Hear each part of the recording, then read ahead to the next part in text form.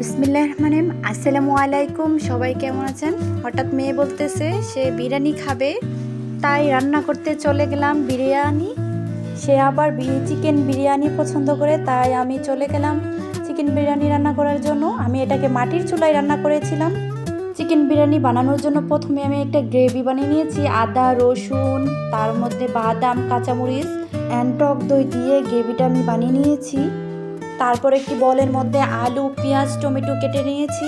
এখন মাটির চুলায় আমি একটি কড়াই বসিয়ে দিলাম, তার মধ্যে আলুগুলো ভালো করে ভেজে নিয়েছিলাম।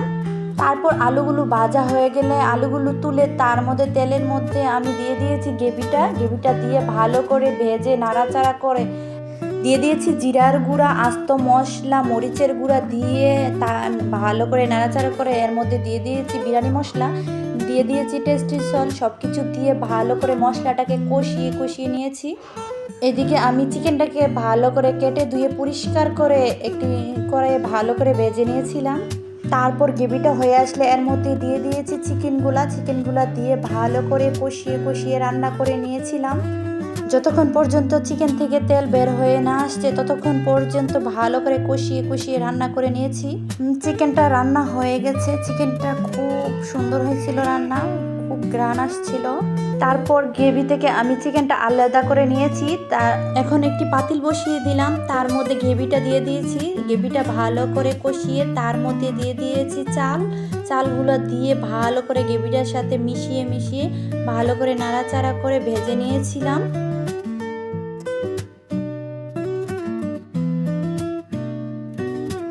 তারপর 3 কাপ চালের সাথে আমি ফুটন্ত 6 কাপ পানি দিয়ে দিয়েছি।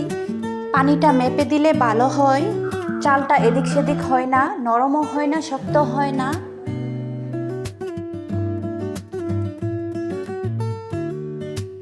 পোলাওটা 80% হয়ে আসলে তার মধ্যে দিয়েছি টমেটো, কাঁচামরিচ, তারপরে মাংসটা দিয়ে ভালো করে তারপর দিয়ে দিয়েছি উপর দিকে বিরিয়ানি মশলা, তারপর দিয়ে দিয়েছি দুধ দিয়ে ভালো করে ঢেকে দিয়েছিলাম।